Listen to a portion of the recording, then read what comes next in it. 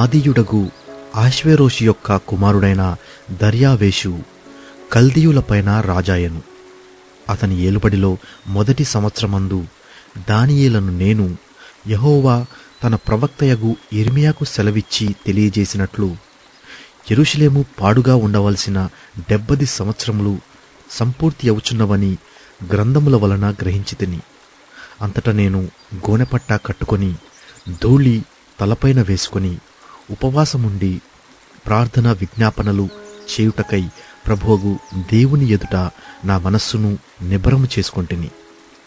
నేను నా దేవుడైన యెహోవా ఎదుట ప్రార్థన చేసి ఒప్పుకొన్నదేమనగా, ప్రభువా, మహత్యము కలిగిన భీకరుడు వగ్గు దేవా, నీ ఆజ్ఞలను అనుసరించి నడుచువారి ఎడల నీ నిబంధనను నీ కృపను జ్ఞాపకము చేయువాడా? మేమైతే నీ దాసులగు ప్రవక్తలు నీ నామమును బట్టి మా రాజులకును మా అధిపతులకును మా పితరులకును యూదయా దేశ జనులందరికీ చెప్పిన మాటలను ఆలకింపక నీ ఆజ్ఞలను నీ విధులను అనుసరించుట మాని పాపులమును దుష్టులమునై చెడుతనమునందు ప్రవర్తించుచు తిరుగుబాటు చేసిన వారము. ప్రభువా, నీవే నీతిమంతుడవు. మేమైతే సిగ్గుచేత ముఖ వికారముందిన వారము. మేము నీమీద తిరుగుబాటు చేసితిమి. దానిని బట్టి నీవు సకల దేశములకు మమ్మును తరిమితివి. యెరూషలేములోను యూదయా దేశములోను నివసించుచు స్వదేశవాసులుగా ఉన్నట్టియు పరదేశవాసులుగా ఉన్నట్టియు ఇశ్రాయేలీయులందరికీ మాకును ఈ దినమున సిగ్గే తగియున్నది. ప్రభువా, నీకు విరోధముగా పాపము చేసినందున మాకును మా రాజులకును మా అధిపతులకును మా పితరులకును ముఖము చిన్నబోవునట్లుగా సిగ్గే తగియున్నది. మేము మా దేవుడైన యెహోవాకు విరోధముగా తిరుగుబాటు చేసితిమి. అయితే ఆయన కృపా క్షమాపణలు గల దేవుడయ్యున్నాడు. ఆయన తన దాసులగు ప్రవక్తల ద్వారా మాకు ఆజ్ఞలు ఇచ్చి వాటిని అనుసరించి నడుచుకొనవలనని సెలవిచ్చెను గాని మేము మా దేవుడైన యెహోవా మాట వినకపోతిమి. ఇశ్రాయేలీయులందరూ నీ ధర్మశాస్త్రము నతిక్రమించి నీ మాట వినక తిరుగుబాటు చేసిరి. మేము పాపము చేసితిమి గనుక నేను శపించెదనని నీవు నీ దాసుడగు మోషే ధర్మశాస్త్రమందు ప్రమాణం చేసియున్నట్లు ఆ శాపమును మా మీద కుమ్మరించితివి. యెరూషలేములో జరిగిన కీడు మరి ఏ దేశములోనూ జరగలేదు. ఆయన మా మీదికిని మాకు ఏలికలుగా ఉండు మా న్యాయాధిపతుల మీదికిని ఇంత గొప్ప కీడు రప్పించి తాను చెప్పిన మాటలు నెరవేర్చెను. మోషే ధర్మశాస్త్రమందు వ్రాసిన కీడంతయు మాకు సంభవించినను మేము మా చెడు నడవడి మానకపోతిమి. నీ సత్యమును అనుసరించి బుద్ధి తెచ్చుకొనున్నట్లు మా దేవుడైన యెహోవాను సమాధానపరచుకొనకపోతిమి. మేము మా దేవుడైన యెహోవా మాట వినలేదు గనుక ఆయన తన సమస్త కార్యముల విషయమై న్యాయస్థుడయ్యుండి సమయము కనిపెట్టి ఈ కీడు మా మీదికి రాజేశను. ప్రభువా, మా దేవా, నీవు నీ బాహుబలము వలన నీ జనమును ఐగుప్తులో నుంచి రప్పించుట వలన ఇప్పటి వరకు నీ నామమునకు ఘనత తెచ్చుకొంటివి. మేమైతే పాపము చేసి చెడు నడతలు నడిచిన వారము.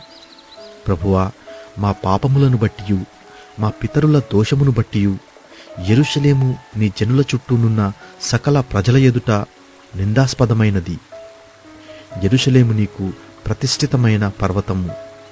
ఆ పట్టణము మీదికి వచ్చిన నీ కోపమును నీ రౌద్రమును తొలగనిమ్మని నీ నీతి కార్యములన్నిటిని బట్టి విజ్ఞాపనము చేసుకొనుచున్నాను.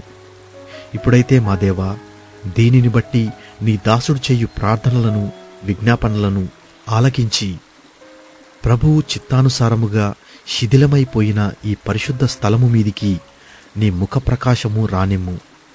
నీ గొప్ప కనికరములను బట్టియే మేము నిన్ను ప్రార్థించుచున్నాము గాని మా స్వనీతి కార్యములను బట్టి నీ సన్నిధిని నిలువబడి ప్రార్థించుటలేదు. మా దేవా, చెవియొగ్గి ఆలకింపుము. నీ కన్నులు తెరచి నీ పేరు పెట్టబడిన ఈ పట్టణము మీదికి వచ్చిన నాశనమును నీ పేరు పెట్టబడిన ఈ పట్టణమును దృష్టించి చూడుము. ప్రభువా, ఆలకింపుము. ప్రభువా క్షమింపుము.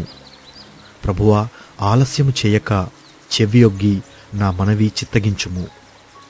నా దేవా, ఈ పట్టణమును ఈ జనమును నీ పేరు పెట్టబడినవే. నీ ఘనతను బట్టియే నా ప్రార్థన వినుమని వేడుకొంటిని. నేను ఇంకా పలుకుచు ప్రార్థన చేయుచు పవిత్ర పర్వతము కొరకు నా దేవుడైన యెహోవా ఎదుట నా పాపమును నా జనము యొక్క పాపమును ఒప్పుకొనుచు నా దేవుని విజ్ఞాపన చేయుచుంటిని. నేను ఇలాగున మాట్లాడుచు ప్రార్థన చేయుచునుండగా మొదట నేను దర్శనమందు చూచిన అతి ప్రకాశమానుడైన గబ్రియేలను ఆ మనుష్యుడు సాయంత్రపు బలి అర్పించు సమయమున నాకు కనబడి నన్ను ముట్టెను. అతడు నాతో మాట్లాడి ఆ సంగతి నాకు తెలియచేసి ఇట్లనెను: దానియేలు, నీకు గ్రహింప శక్తి ఇచ్చుటకు నేను వచ్చితిని. నీవు బహుప్రియుడవు గనుక నీవు విజ్ఞాపనము చేయునారంభించినప్పుడు ఈ సంగతిని నీకు చెప్పుటకు వెళ్ళవలనని ఆజ్ఞ బయలుదేరును. కావున ఈ సంగతిని తెలుసుకొని నీకు కలిగిన దర్శన భావమును గ్రహించుము.